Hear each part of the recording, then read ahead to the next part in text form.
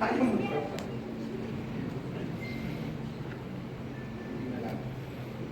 Okay.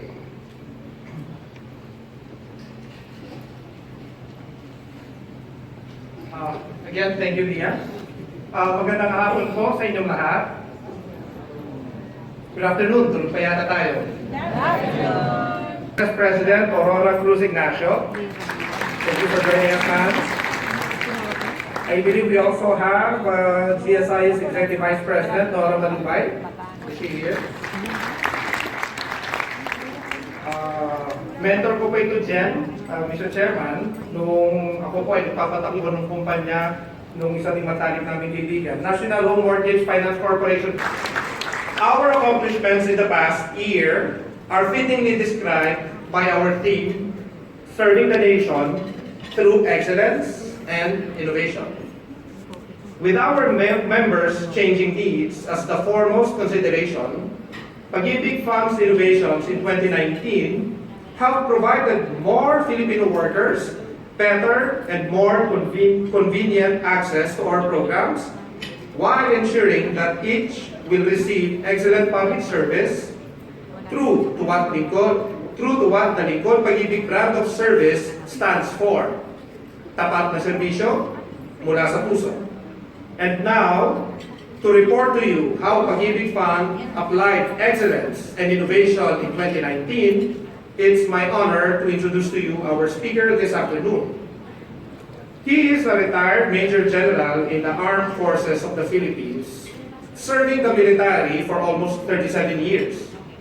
President Rodrigo Roa Duterte initially appointed him as the Housing Czar in year 2017, heading the Housing and Urban Development Coordinating Council, or HUDC, as its chairperson.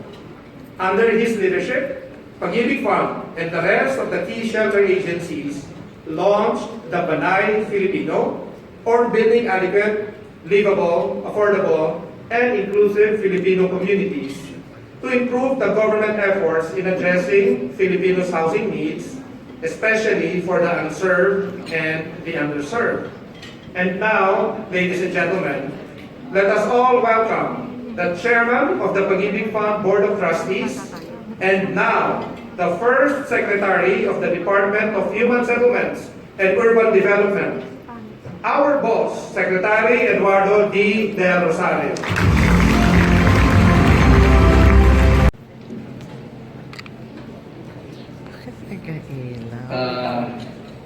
Hindi ko na po babatiin yung mga binati kanina ni CEO Ahmad dahil napakarami at alam ko may na-miss din siya. Ayoko naman ako, baka ma-miss din ako may magalit pa sa akin.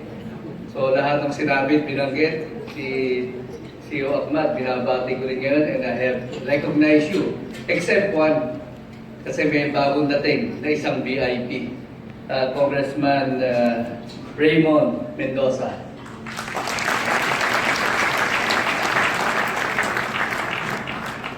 Meron pa palang isang dumating na hindi rin nabanggit kanina, isang Board of Trustee, Trustee Relly Bajardo. Please stand.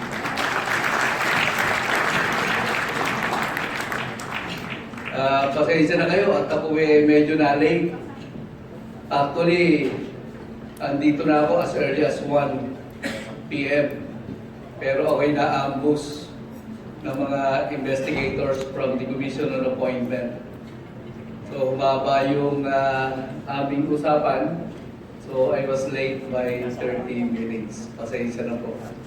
Kasi iisa ako ngayong March sa Commission on Appointment, and meron palang investigation na ginagawa bago ako isalang.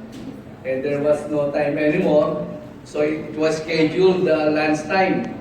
But because of so many questions, we have to extend by 30 minutes. That caused my coming in late in our chairman's report this afternoon. But nevertheless, the other day I was given my speech. It was about 43 pages. So sabi ko, nung basahin ko, ako ay nainip. Sabi ko, napakahaba. So it took me 2 days para i-re-edit. At habang nag-uusap, nag-edit pa rin ako. Kaya yung from 43, naging 30 pages. Double space pa, so parang 15 lang. So hindi kayo masyadong maiinip dahil napakaganda ng accomplishments ng Pag-IBIG Fund.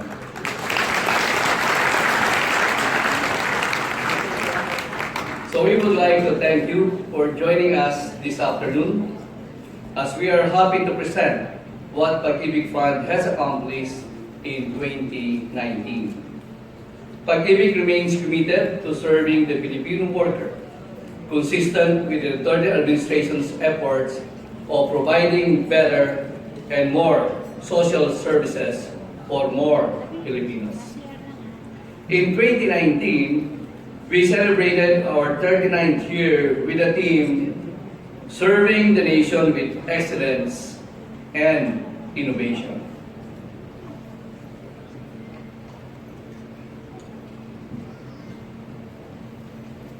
This theme aptly describes what we have accomplished in the past year. Today, we are happy to report that Pag-IBIG has again achieved an excellent year in 2019.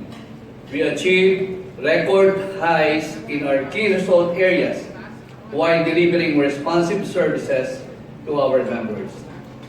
We continue to perform our mandate of effectively managing the Filipino workers' savings while providing affordable and accessible home financing programs for our members. Our accomplishments for 2019 were also defined by innovations that we have worked on diligently over the years and were religiously implemented last year. These innovations have made our services more accessible, convenient, and responsive to our members and stakeholders. And so, esteemed stakeholders, allow me to report how excellence and innovation define our accomplishments in 2019.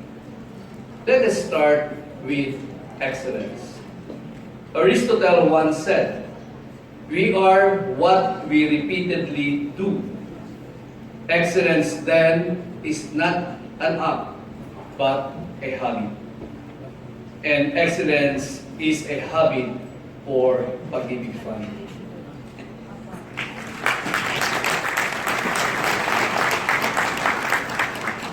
We now have 14.69 million active members. This means that 14.69 million Filipinos and their families are currently saving with us for their future and enjoying the many benefits of being a member, and may apply for a home loan to realize their dream of home ownership. This translates to a 5% increase, and that is 644,000 more members from last year's active membership level. Sa makatwid, higit pang dumami ang mga magagawang Pilipino na makakatamasa ng mga benepisyo na naibibigay ng Pag-IBIG.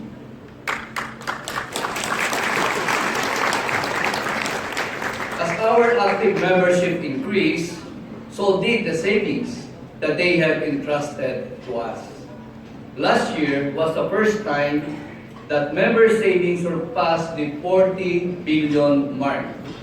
I am happy to report that Pag-IBIG savings in 2019 reached 50.38 billion. This is the highest ever in our history. The increase in our member savings is nothing short of phenomenal. Over the last 5 years, our member savings grew at 2 billion from year 2015 to 2016, and 4 billion a year from years 2016, 2017, and 2018. But surprisingly, in 2019, it grew by over 10 billion pesos, or an increase of 25% from the previous year. Of the total member savings, 38.37 billion were saved under the Pag-IBIG regular savings program. This is 7% more from last year's figures. What is noteworthy is the trust that our members have shown in our MP2 savings program. The MP2 savings program is a purely voluntary savings program. Last year, we reported that our MP2 savings had a record high growth of 4.47 billion. This year, our members collectively saved 12 billion pesos, a 169% increase from the previous year, and again, the highest ever in our history. This also shows how we have effectively performed our mandate of providing an accessible savings facility for the Filipino workers. The phenomenal increase in our savings is critical to our growth because it is through the collective savings of our members that we are able to extend more loans and more benefits at affordable rates to our members. And among these benefits is our ever-reliable short-term loan programs.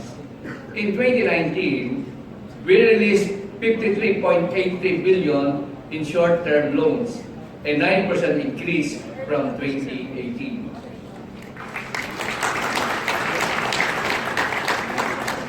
The number of borrowers also increased by 7%, with 2.59 million borrowers benefiting from the program. Again, both are the highest ever in our history.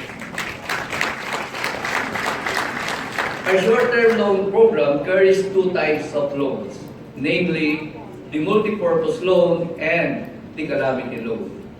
Multi-purpose loans are offered to members to augment their financial resources like payment of tuition, capital for business, wellness, recreation, and so forth.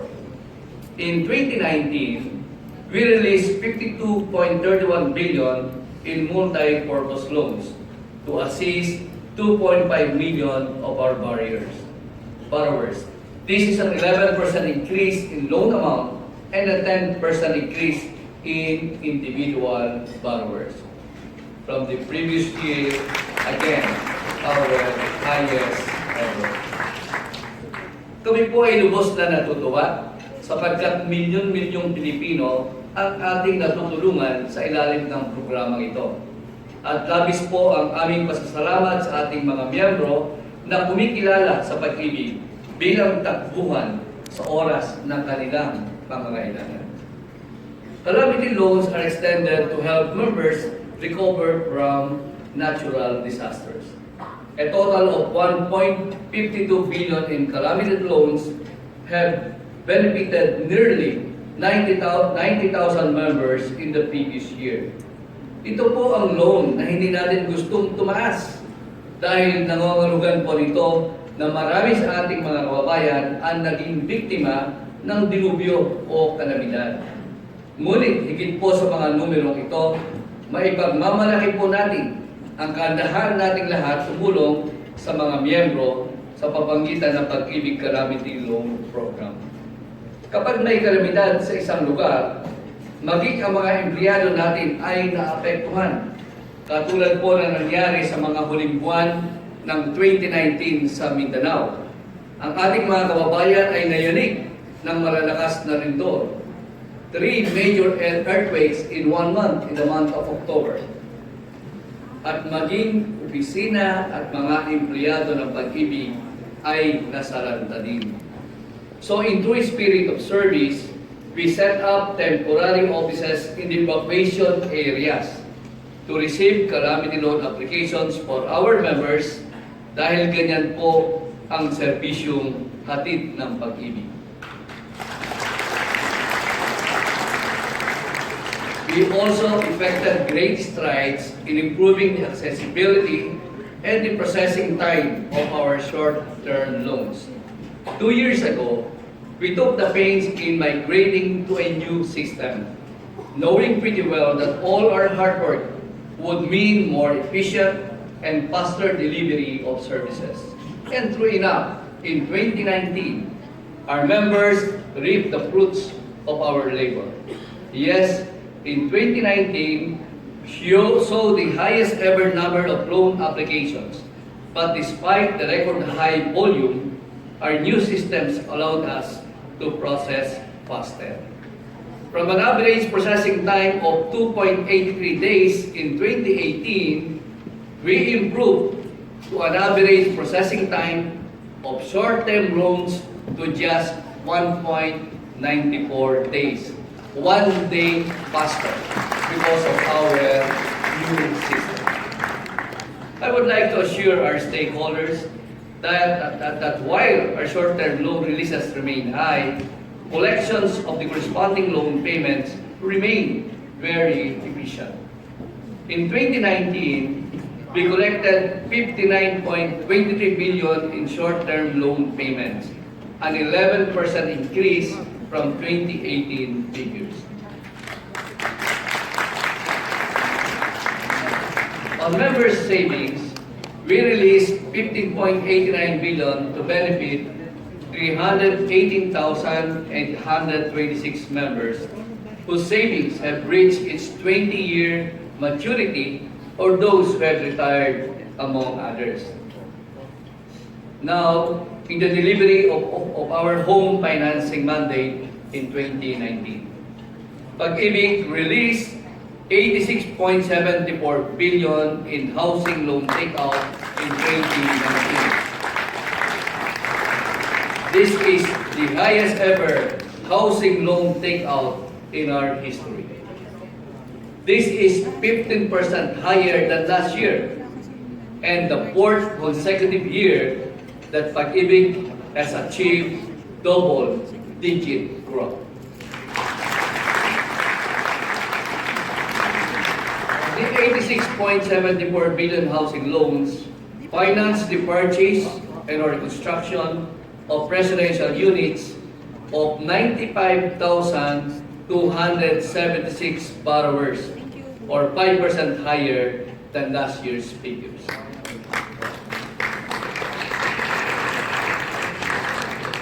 Madalas nga po maikwento ni CEO Moti na inabot ng 36 na taon ang ating pondo para maabot ang 50 billion housing loan takeout noong 2016. At makalipas ang isang taon, lumagpas agad ito sa 60 billion. Makalipas ang isa pang taon, lumagpas naman ito sa 70 billion. At ngayong 2019, 86.74 billion na. At baka unti na lang akmat at maabot na tayo sa 100 billion pesos in housing loan in just one calendar year. Yan po ang drama ng narrative ni CEO Ahmad. At palagay ko, kaya natin. If we will include the housing loans approved in 2019 but still pending submission of requirements prior to takeout, the total would reach 109.04 billion or 113,574 members. Pag-IBIG continues to pride itself as a major player in President Rodrigo Roa Duterte's call for government to provide social benefits to more Filipinos. Sabi po ni Presidente, dapat ay mabigyan pansin at matugunan ang pangangailangan ng ating mga kababayan, lalo na po ang mahihirap. At ito po ay lubos na tinutugunan ng Pag-IBIG. Mula po sa kabuuang pautang nitong 2019 para sa pabahay, 12% or 10.64 billion ay nailaan para sa socialized housing. At dahil po dyan, 27,145 na miyembro na napapabilang sa low at minimum wage earners ang nakamit ang sarili nilang mga bahay sa tulong ng Pag-IBIG.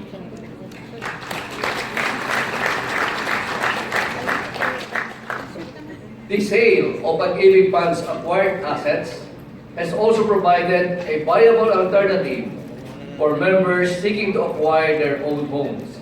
In 2019, Pag-IBIG sold 11.5 billion in acquired assets, a 25% increase from the previous year's 9.23 billion. We are also happy and thankful to report that housing loan collections in 2019 reached 63.12 billion. This is 13% higher than the 55.79 billion collected in 2018. Kaya't habang tumataas ang halaga ng ating naipapapahiram, patuloy din ang ating mahusay na pangolekta sa bayan nito. Pag-IBIG engages collection partners to provide its members and loan borrowers convenient payment channels. We have accredited collecting agencies to help remind loan borrowers of their payment obligations.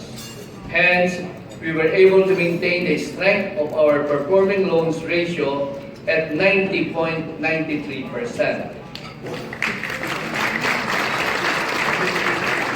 It means 9 out of 10 housing loan borrowers diligently pay their monthly amortizations in 2019. In this chart, you will see that there is a strong and steady improvement in our PLR in the last 7 years. And this signifies 3 things. First, it is a reflection of our good collection. Second, it speaks of the efficiency of our assessment and loan evaluation, such that we have a quality loan portfolio.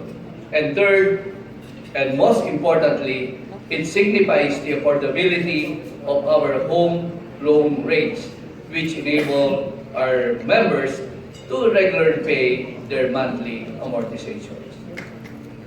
With all these accomplishments, Pag-IBIG remains as the Philippines' largest source of housing finance, compared to private banks and other government institutions that also finance the housing needs of Filipinos.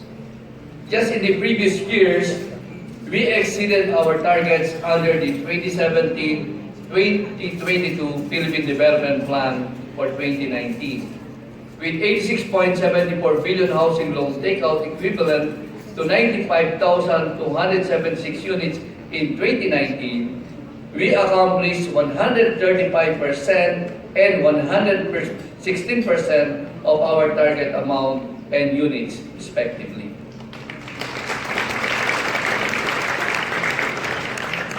Our efforts to address the country's housing need are evident with what we have accomplished over the past 3.5 years under the Duterte administration.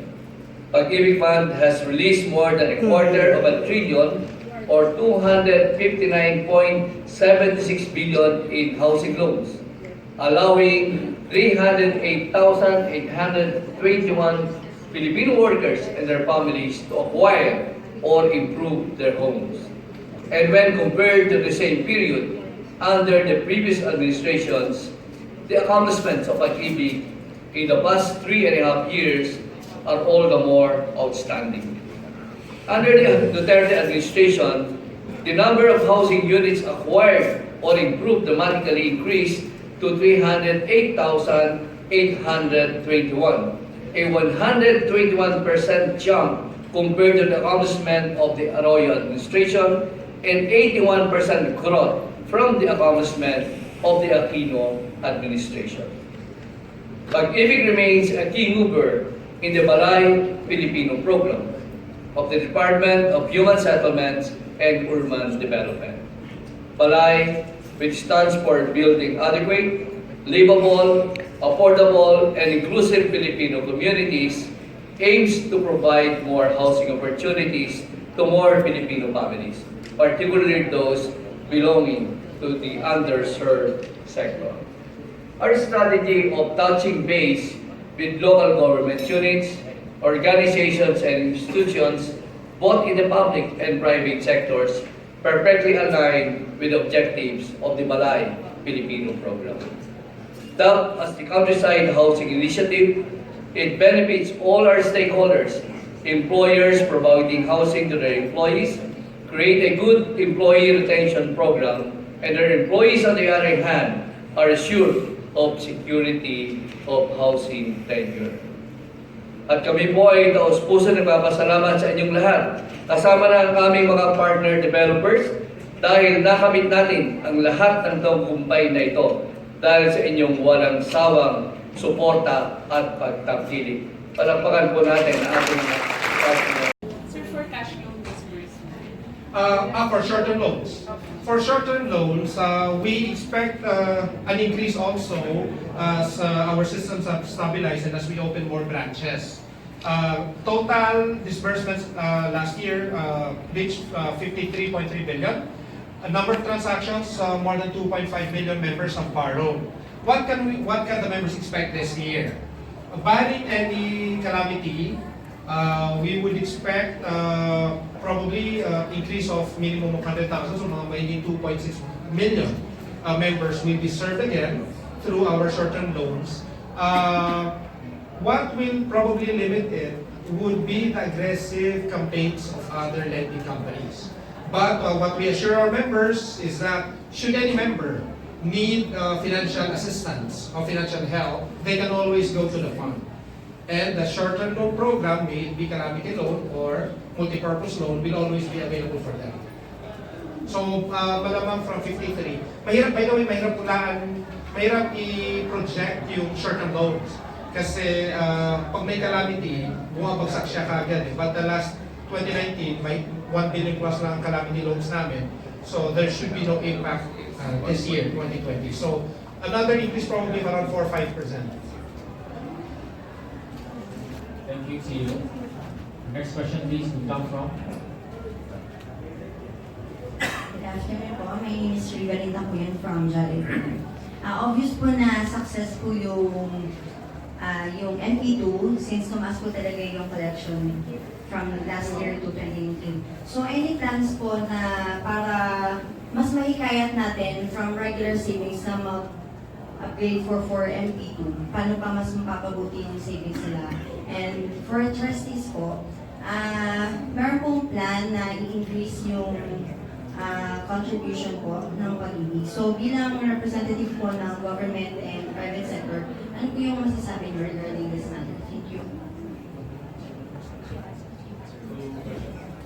Okay, for the first question, so MP2 was very successful last year. I believe most of you have opened your MP2 account. So, subject pa po sa board approval yung kaya may mga naka-asterisk ng preliminary figures.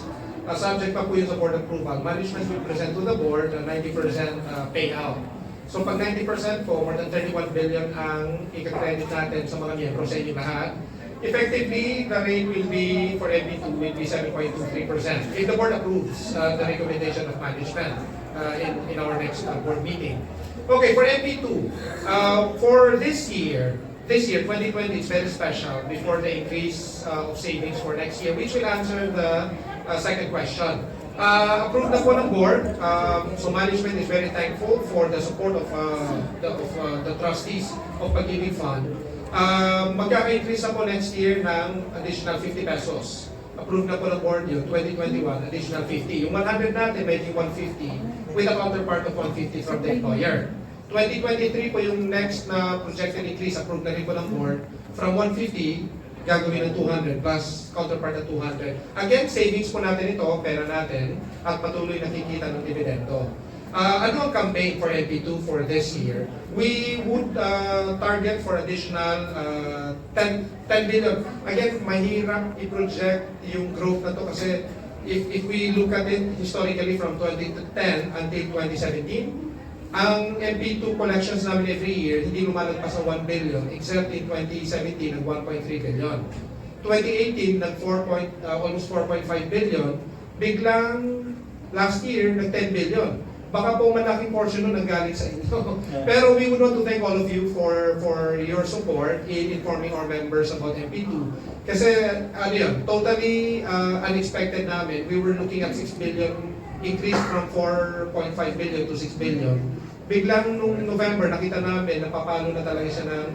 In fact, even as late as November, we thought it would only hit around 11 billion, but we did 12 billion last year. Ibig sabihin nun, mas maraming members ngayon na talagang nahikayat na mag-impok para po kung may mapakita din nila.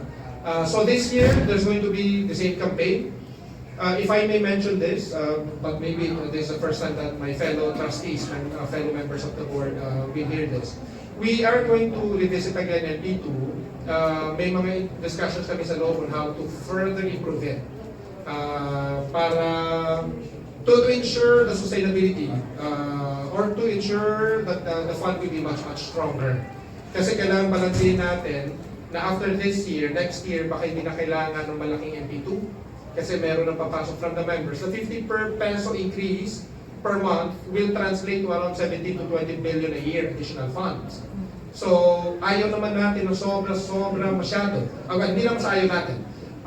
Parang baka biglang mas gusto kasi ni Trustee Ed Marino of the Department of Finance na mas marami kaming makuhang pera kasi kung hindi naman natin kaya ipautang, yun naman ay invest ng Pag-IBIG Fund sa Bureau of Treasury sa mga government securities.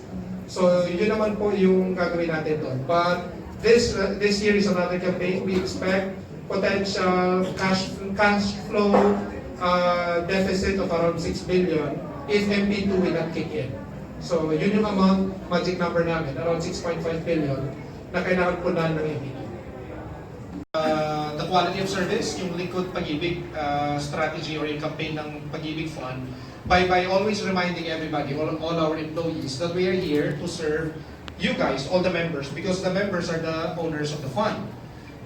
Just the same, yung balancing act that my fellow trustees are mentioning, importante po kasi yun na yung pautang natin sa mga nangangailangan, yung mga wala pang bahay ngayon para magkabahay, yung mga gustong mag-loan dahil may pangangailangan sa edukasyon ng kanyang pamilya or anak, ay makahiram ng mababa, really affordable. In fact, after nung 2019, January, I had dinner with our chairman and I asked him, sabi ko, Jem, we are reaching the point of yung point of diminishing returns. Ibig sabihin po nun, from 2019 onwards, hindi na significant yung increase in net income. Hindi na tipong plus 5 billion, plus 3 billion. Bakit? Kasi yung collection efficiency nasa 90 plus na. We are nearing 91. In fact, almost 91 na yan. So, nandun na sa point na kahit anong pigapan ng operations ng management, ang hirap ng pigain pa ulit. Pero sabi ko sa kanya, low interest rate policy pa rin po ba? Or do we now look at increasing the profitability? Meaning to say, yung mga sa inyo, mga members na 3 taon nang nag-i-enjoy ng napakababang 1-year fixing na 5.375, ang mga bago nasa 7%. So ang layo ng 5.3 sa 7%. Ang tanong ay, itataas ba natin ng 5.3, pabalik sa 5.5? Hindi ramdam ng miyembro, pero additional income para sa pondo na babalik sa mga miyembro. Ang sabi sa akin ni Chairman, no, Pat. Total sabi niya, ang importante ay yung oportunidad ng mga manggagawang Pilipino na magkabahay. At sabi niya, napakarami natin natutulungan ng mga maliliit na mga tao. Patuloy natin gawin yon. Sabi niya, kung patuloy naman sabi niya net income, mag-slow down yung growth. Pero patuloy na lalaki yung net income. Absolute amounts, net income will continuously go up. Dividend payout will continuously go up. It's just that yung dividend rate, dahil ang lakas ng pasok ng savings, dahan-dahan siyang bababa, pero hindi naman mababa na kasi baba na halimbawa ng 5% or 5.5%. Mataas pa rin siya kumpara sa kung ano yung meron sa merkado. At the same time, nakokontrol natin or we are preventing the banks from charging so high. Hindi ko alam kung aware kayo, yung in-house financing ng mga real estate developers, pumapalo ng 16 to 18% a year. Tayo, basta dalhin lang nila sa Pag-IBIG Fund as low as 5.375, yun naman po kumikita ng 15,000 a month, subsidized rate ng Pag-IBIG Fund at 3%. At yun yung I asked for the direction from the chairman.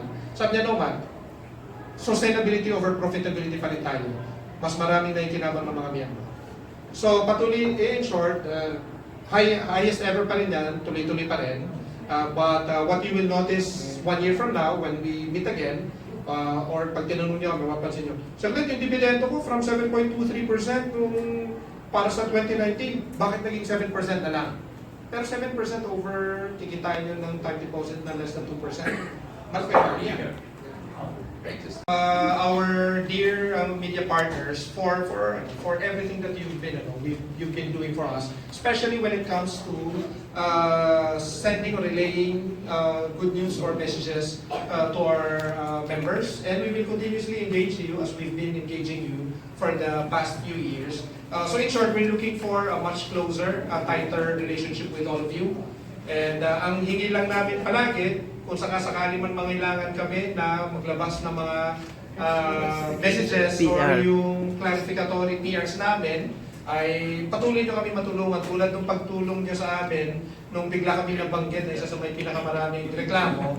Kaya ang pag-iusap namin sa lahat ulit, kung kayo po ay sobrang nasiyahan sa serbisyo ng Pag-IBIG Fund, please do not call 8888. Nabibilang po siya. Pwede biro po, nabibilang po kahit na accommodations. Maraming salamat po sa inyo lahat on behalf of the trustees.